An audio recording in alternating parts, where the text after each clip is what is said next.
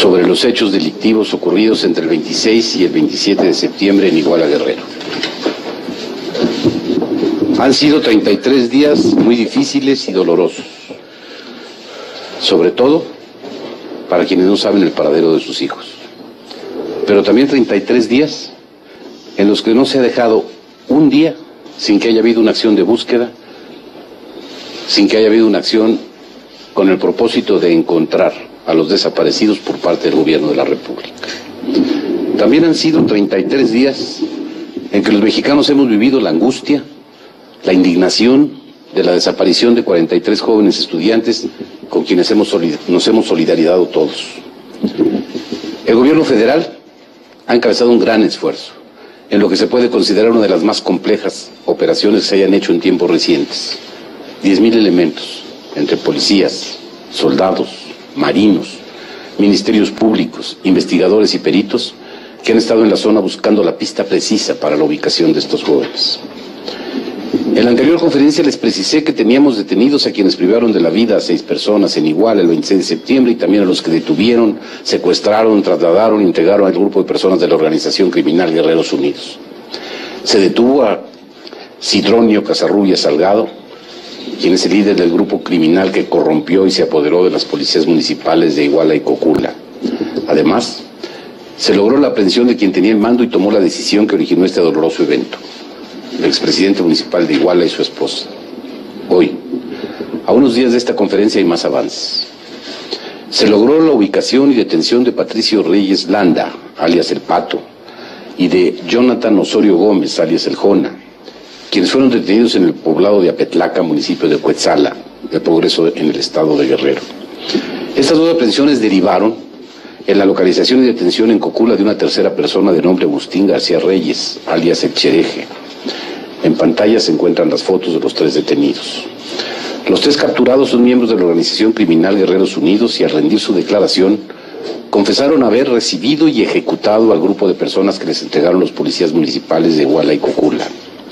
El gobierno de la República comparte con las familias y la sociedad en general la necesidad de dar transparencia a esta investigación y por ese motivo hemos considerado la importancia de hacer del conocimiento público paso a paso los avances dados en primer término a las familias que sufren las consecuencias de la desaparición, pero también a una sociedad agraviada por un acto delincuencial que no se puede permitir y que no se debe repetir. Hace unas horas informé a los familiares de los jóvenes desaparecidos los avances de la investigación que hoy participo a la sociedad.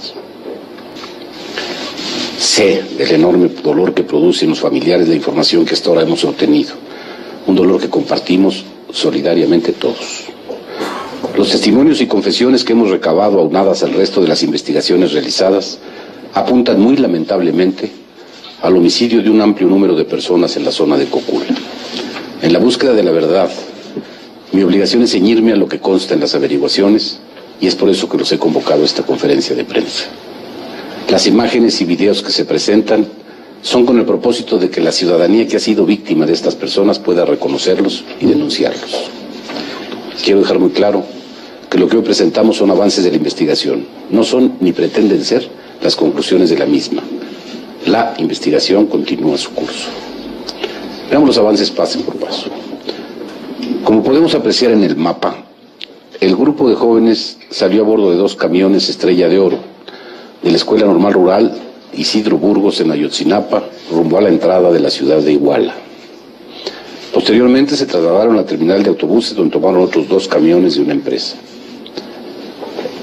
El expresidente municipal de Iguala, quien tenía designado en la comunicación interna de la Policía Municipal el código A5, fue quien dio la orden a los policías municipales de contener a las personas que viajaban en esos 4 camiones, según declara el propio operador de la central de radio de la Policía Municipal de Iguala, David Hernández Cruz, y la ratifica uno de los vigilantes, que ellos conocen como halcones, que recibía comunicación.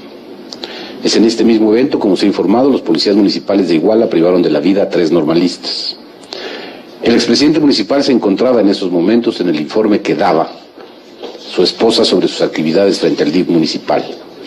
Se avanza en la investigación sobre María de los Ángeles Pineda por su relación con el delito de operaciones con recursos de procedencia ilícita junto con su esposo. Después del primer incidente que sufren los normalistas y al continuar su camino en los autobuses, elementos de la Policía Municipal de Iguala los detienen con violencia y los trasladan a la central policíaca. Desde ese punto, y con apoyo de la Policía Municipal de Cocula, trasladan en patrullas de los municipios al grupo de jóvenes hasta un punto, entre Iguala y Cocula, en que se abre una brecha hacia la zona que se denomina Loma de Coyote, la cual también está señalada en el mapa que se muestra.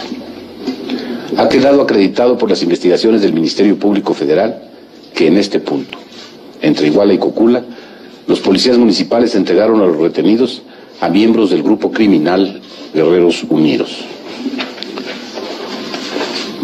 En la investigación que nos fue remitida por la Fiscalía de Guerrero, se aseguraba que los jóvenes habían sido llevados a las fosas ubicadas en la zona de Pueblo Viejo, en donde se señalaba se les había sepultado.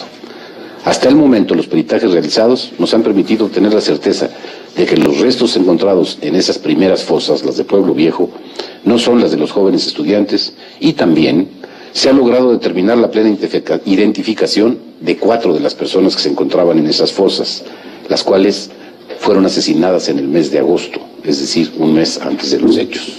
Incluso se encontraron restos que correspondían a mujeres, mientras que el grupo de estudiantes normalistas de Ayotzinapa estaba constituido solo por varones. Hechos de los que se ha iniciado una investigación, y en este momento ya podemos determinar que policías municipales de Iguala se encuentran involucrados en el homicidio de estos 4 cuerpos identificados en las primeras fosas de Cerro Viejo. En esa coyuntura, el hoy detenido Sidronio Casarrubias Salgado, líder de ese grupo criminal, como lo refiere en su declaración, fue contactado por su lugarteniente de nombre Gildardo López Astudillo, conocido como el Gil, quien le informó vía mensaje celular los conflictos que se estaban suscitando en Iguala, atribuyéndoselos al grupo delictivo contrario. Casarrubias Salgado fue quien avaló las acciones para, entre comillas, defender su territorio. Pueden ver en la pantalla las fotografías de los señalados, y me interesa que vean en específico la de Gildardo López Astudillo, conocido como el Gil, porque es la primera vez que se publica, y para esta Procuraduría sería de la mayor importancia la colaboración del público en la búsqueda de este individuo. La foto. En un momento más la verán, y si me permiten, continúo. Las más recientes detenciones, entre las que figuran los 3 autores materiales mencionados, nos han permitido conocer la última etapa de la cadena delictiva que hasta este momento tenemos.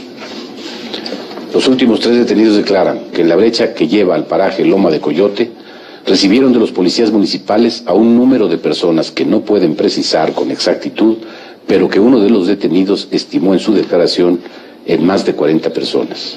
Esta es parte de su declaración.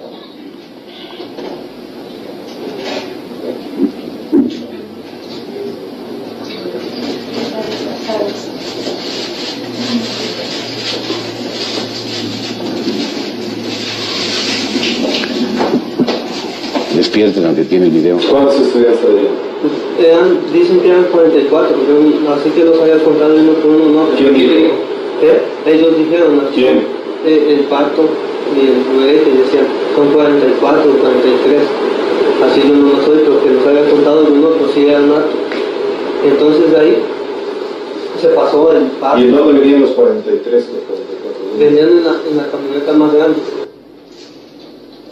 Como observamos en el mapa, en lugar de tomar el camino a Pueblo Viejo, lugar que fue en primera instancia señalado por la Fiscalía del Estado de Guerrero, los detenidos señalan que tomaron la carretera con dirección a Cocula, para posteriormente dirigirse al basurero de ese municipio. Declaran también que los subieron a un vehículo con capacidad de carga de 3.5 toneladas y a otra camioneta de carga menor. En estos vehículos los condujeron al basurero señalado, que es un barranco oculto a la vista, y que para entrar a él se tiene que abrir una reja que limite el acceso al público o al predio. En pantalla pueden apreciarse las imágenes de las camionetas utilizadas y las del basurero de Cocula, en el basurero de Cocula.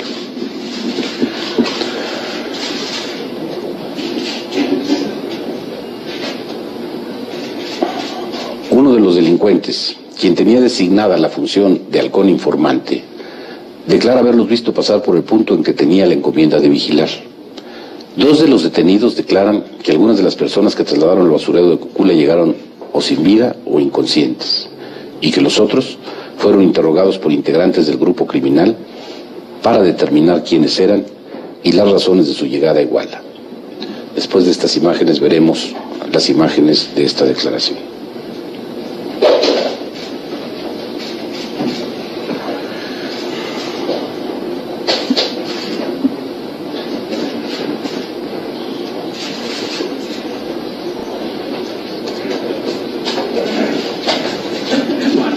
¿Había algunos muertos en la camioneta antes de bajarlos? Sí, al momento que yo iba pasando a los chavos, Ajá. ya había muertos, ya había como unos aproximadamente 15 muertos. ¿Muertos de bala o de qué? Se ahogaron, se asfixiaron. Les preguntaron qué eran y todos respondían que eran estudiantes. Somos estudiantes. Y entonces nos bajaron y les preguntaron que aquí habían venido a Iguala. Y dijeron que venían por la esposa de la vaca, no sé si dijeron. ¿Pero pertenecían a algún grupo? Es lo que les preguntaron ellos, pertenecen a un grupo y decían que no. Los detenidos, señalan que en ese lugar privaron de la vida a los sobrevivientes y posteriormente los arrojaron a la parte baja del basurero, donde quemaron los cuerpos. Hicieron guardias y relevos para asegurar que el fuego durase horas, arrojándole diésel, gasolina, llantas, leña, plástico, entre otros elementos que se encontraron en el paraje. El fuego, según declaraciones, duró desde la medianoche hasta aproximadamente las 14 horas del día siguiente, según uno de los detenidos, y otro dice que hasta las 15 horas del día 27 de septiembre. Pero el calor que desprendía el área, los delincuentes no pudieron manipular los restos de los cuerpos sino hasta cerca de las 5:30 de la tarde, según sus propias declaraciones. Cuando los peritos analizaron el lugar, encontraron cenizas y restos óseos que, por las características que tienen, corresponden a fragmentos de restos humanos. También aquí están las imágenes.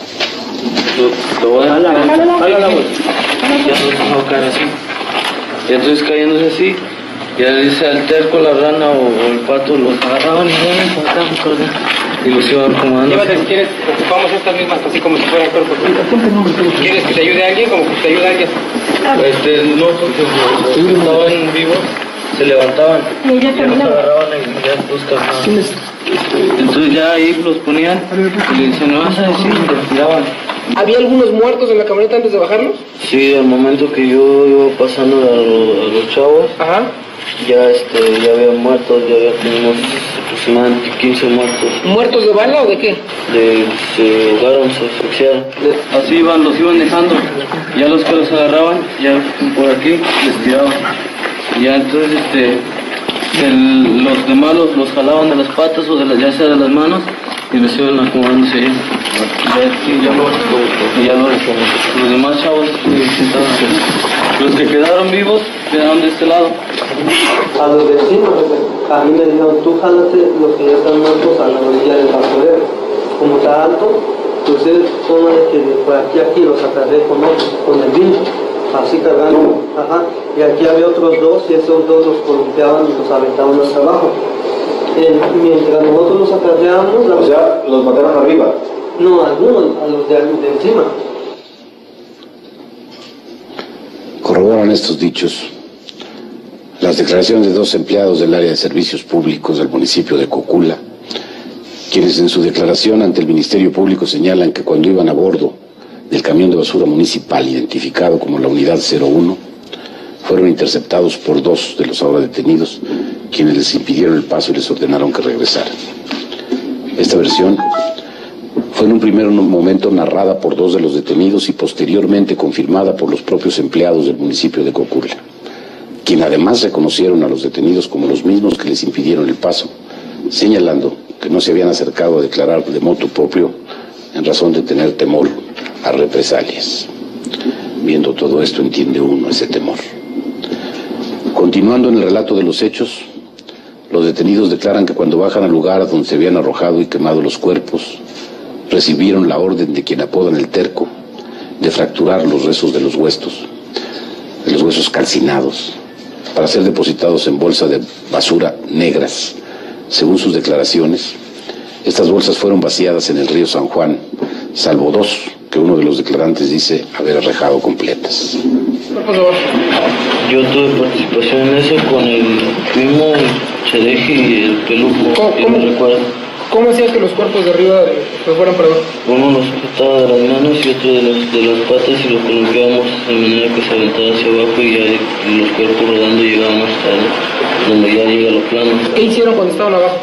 Comenzaron a poner piedras de manera que quedara un círculo de pura piedra.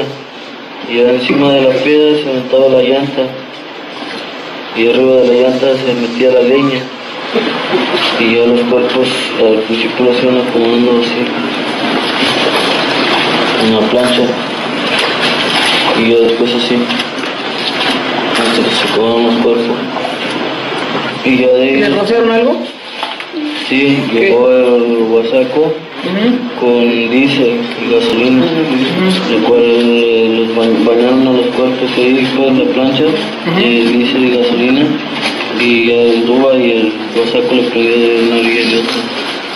Un círculo de piedra, ahí se los dejamos, entonces chequearon y de paja los comenzaron a acomodar así como si fueran leña y ya entonces trajo del techo. Ya muertos. Ya muerto. Ya trajo del techo el diésel, no sé si era diésel o gasolina. Y ya se las comenzó a echar alrededor y nosotros le pusimos la leña antes. Ya se los echó y prendió. Entonces a mí me dijeron, ponte a juntar botellas o plástico para que no se apague el fuego. Y ahí mismo en el basurero anduve buscando botellas y llantas. Y ya después las dejé y las sentó en su vete de arriba a cuidar. Me mandaron a cuidar. ¿Hasta qué hora estuvieron ahí que duró la lumbre? Sin meterle mano duró aproximadamente 6 o 7 horas. ¿A qué hora se apagó todo? No se apagó, se dejó prendido, se nos retiramos de eso ya como las 2 y dejándole el fuego alto. Y 2 de la mañana o de la tarde. De la tarde, más o menos. Nos retiramos y ya de ahí regresaron a limpiar. Lo cual yo nomás llegué, entré igual en una moto y me regresé. Eso fue como a las 3 que se acabó el fuego, ya esperamos que se... 3 de la tarde. Ajá, que se enfriara eso. ¿Cuánto tardó en enfriarse? Pues de 3, 4, como a las 5:30 se acabó y ya le echamos de esa ceniza y tierra para que no estuviera tan caliente y se le pusimos doble bolsa. Y algunos llevaban unas palas y yo nomás junté así con botellas. ¿Y qué juntabas? Pues era carbón y pedacitos así de hueso.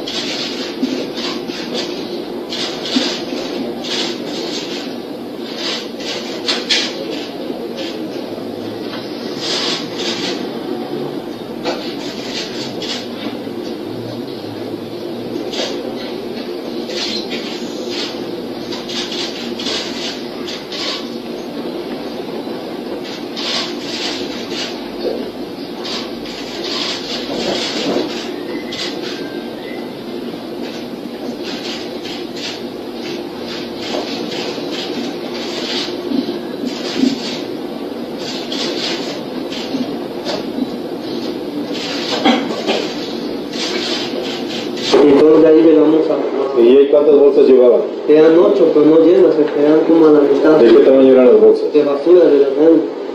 ¿De las negras? Sí. ¿Plástico? Ajá, plástico. No, de esas no, de las más gruesas. Ajá, ¿dónde las compraron? Esas ya las traía el terco. Okay. Traía 8 bolsas. Ajá, nos las llevamos escaquitas, llegamos al puente de San Juan, se llama. Pero antes de llegar al pueblo, casi de poquito de llegar al pueblo, ahí dijeron, bájense a tirar las bolsas, nos dijo el terco. Cuando nos tienen las bolsas, yo agarré 2 y mi hermana salió. Nosotros agarramos las hoyos y las vaciamos ahí. Y así O sea, tú dos las aventaste con Ajá, yo nomás las aventé así. ¿Ellos te encendieron o se No, pues tenía el cabo. corrieron? Sí, corrieron. ¿Y las otras? Las otras unas se hundieron ahí y otras se fueron. ¿No te las rompieron y echaron Sí, de la pero fue algo rápido, pues Bueno. uno agarró las adentro y otro ya se tuvo, pues ya cuando vi unas iban y las demás ya no las vi.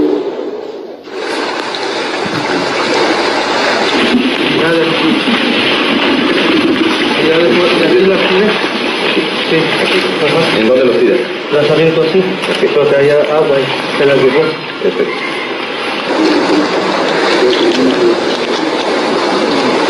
Seguramente aquí no puede tener cosas que ya no tenemos.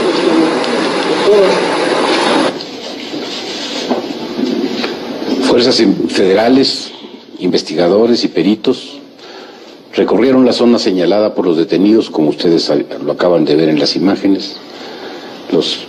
Hicieron en el río San Juan una búsqueda exhaustiva.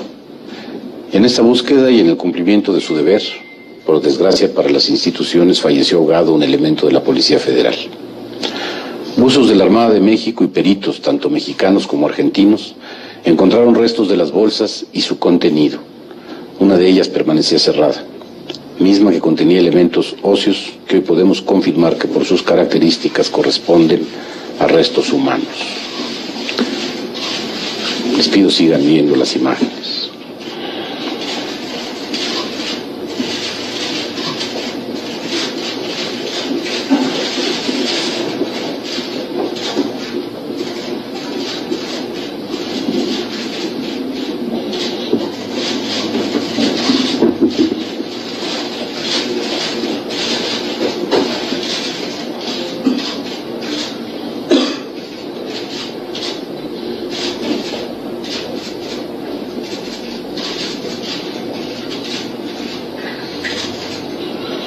A decir de los peritos, el alto nivel de degradación causado por el fuego a los restos encontrados hace muy difícil la extracción de ADN que permita la identificación. Sin embargo, no agotaremos esfuerzos, no los escatimaremos hasta agotar todas las posibilidades científicas y técnicas. Los peritos, tanto la Procuraduría General de la República como los forenses argentinos, en un esfuerzo exhaustivo, continuarán sus trabajos hacia la identificación. Para avanzar en la eventual identificación de estos restos humanos, los equipos forenses han recomendado que los estudios se realicen en los laboratorios más altamente especializados del mundo. Luego de varias videoconferencias y llamadas a distintos laboratorios, se acordó realizar estudios denominados mitocondriales. Los equipos periciales coincidieron que el mejor lugar para practicar estos estudios sería la Universidad de Innsbruck, en Austria. Al solicitar a los expertos internacionales consultar la determinación de tiempo que llevaron estos estudios tan complicados por la extrema calcinación de los restos, nos han señalado que no se puede especificar una fecha definida para la entrega de sus resultados. Entre las muchas pesquisas realizadas en esta investigación por la Procuraduría General de la República y las autoridades federales, se han encontrado, entre otras cosas, armas de hueso calibre, incluidas armas de calibre 50 milímetros, 53,000 cartuchos como parte del arsenal que pertenecía al grupo criminal. Este hallazgo es una muestra de la peligrosidad de ese grupo delincuencial al que hemos venido desarticulando.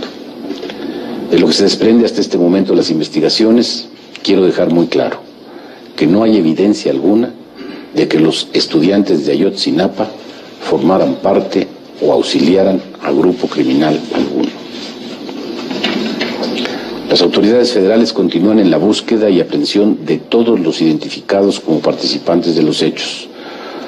74 personas están detenidas y se están por cumplimentar 10 órdenes de aprehensión más, pero detendremos a todos los involucrados en estos hechos.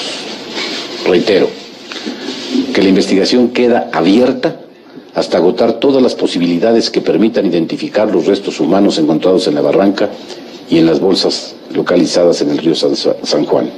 Mientras tanto, se seguirán considerando como desaparecidos a los estudiantes de Ayotzinapa para efectos de la investigación.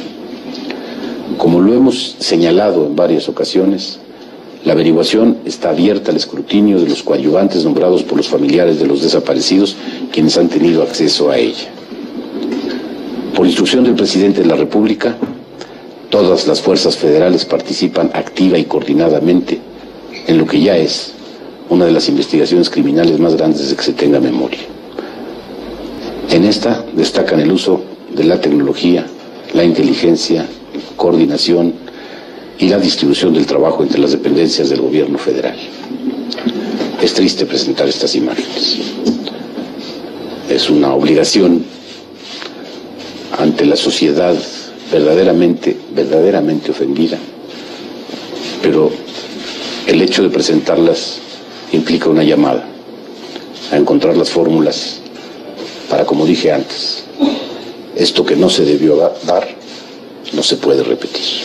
Estoy a sus órdenes.